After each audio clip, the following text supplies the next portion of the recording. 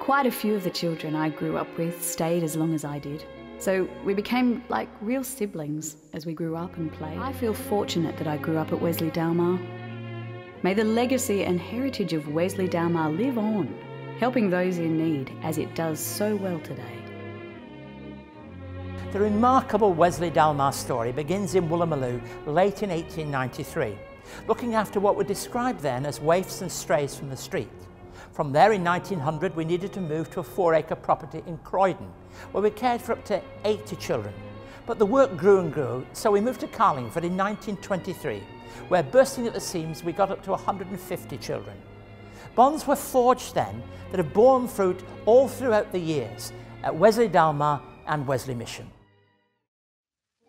It was prior to Christmas in 1952 that my father had passed away. There being 6 of us in the family, my mother wasn't able to cope. We arrived in probably an old Chevrolet, you know, the old Yankee tanks as they were in those days. It was such a shock to come from where we were and then to suddenly arrive at the home. Even although we were in the same home, it wasn't like you would be mixing with them at all. You were either in the boys' home or you were in the girls' home. You would see each other at meal times. Say, Grace? Well, what we are about to say to I'll make us to the factory. It was like a farm here, and remember you're catering for a lot of kids, and so you only had the children here that would do all the work, and all the work that had to be done. The dairy has equipment that many farmers would envy. Some of the young cowhands, like this youngster Alwyn, the 67-acre property at Carlingford, is a link with the happier days of his past. The downtime was usually Saturday afternoon.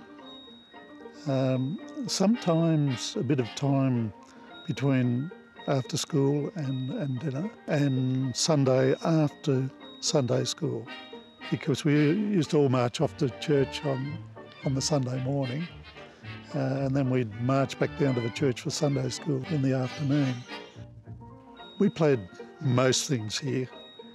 I mean, with the number of kids, I mean, we had no problem getting a team together, no problem at all. My own personal journey with Wesley Dalmar has been quite long. I've learned a lot over the years that I've been here. From the 1960s, the modelling started moving from an old orphanage modelling to essentially a contemporary foster care model, which is where we're going to today. Foster care is simply our special people. Pam in particular, one of our carers, has been with us for some 15 years, has made a great difference for children that were in need, provided temporary, respite, emergency care, right through to permanency care and even adoption. I have cared for about 21 children have we actually had in our home, and I think with Dalmar I've always had terrific support. Our foster care journey started very early. For me personally, it was a very personal journey, and it started when I was 12. The range of emotions one goes through would be enormous, enormous. I've shed many, many tears.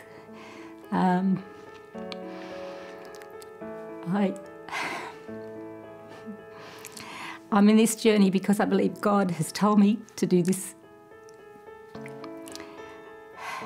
There's not a doubt in my mind because of that. A lot of our clients that have come and gone, some very, very good stories, and seeing the journey that our children that come into care and actually reach adulthood, university and beyond. Emily is a success story for Wesley Dalmar, and I've actually known Emily since the whole time she's been in care with Wesley Dalmar. Clients like Emily simply are our inspiration. My parents split up when I was about 3 years old, but they still stayed in the same suburb. My mum realised that wasn't exactly working out when I was 6, and we decided to move to Sydney. We just sort of moved around from refuge to refuge until Mum got sick of moving around, so she went to Docs and asked them if they could sort something out, maybe take us in, so that we could grow up in a stable family.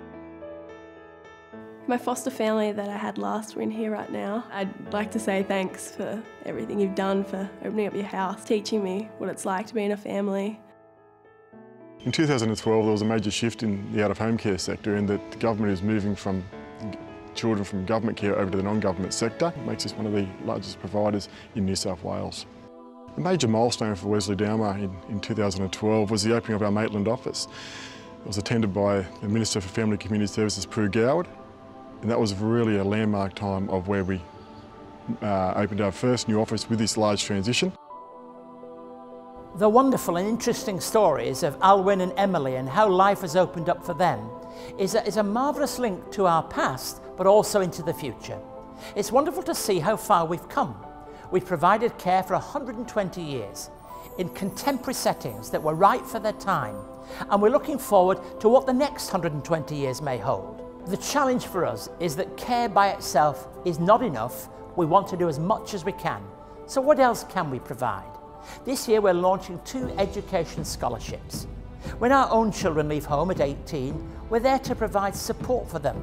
So this is a way in which we can do the same thing for some of our Wesley Dalmar family.